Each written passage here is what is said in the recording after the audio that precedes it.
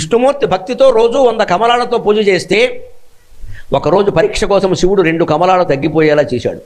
వెంటనే కమలాక్షుడైన విష్ణువు అనుకున్నట్ట, ఎందుకో శివలీల వల్ల 2 కమలాలు తగ్గాయి, రోజు 100 పుష్పాలు పెడుతున్నా, నన్ను అందరూ కమలాక్షుడు అంటారు కదా, నా కళ్ళు కమలాలే కదా, ఆ 2 అక్కడ పెడితే సరిపోయింది కదా అని వెంటనే తన దగ్గర ఉండే సుదర్శన చక్ర తన దగ్గర ఉండే ఆయుధంతో ఇలా గిల్లుకుని 2 కళ్ళు అక్కడ పెట్టేట. ఆ భక్తికి మెచ్చి శివుడు సుదర్శన చక్రాన్ని ఇచ్చి, నువ్వు లోకాలన్నీ పరిపాలించవయ్యా, లోకంలో నాకంటే నీకు ఎక్కువ గౌరవం కలుగుతుంది అని విష్ణుమూర్తిని ఆశీర్వదించిన భగవంతుడు పరమశివుడు. ఆయన మహిమది.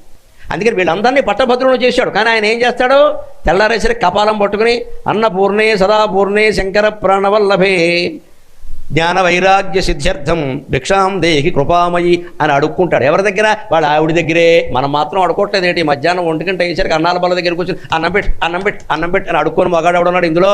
తక్కెళ్ళిపోవడం మొత్తం మీద ఎవడో కనపడ్డాడు. మనం కూడా చేసే ఇంకా నయం. మరి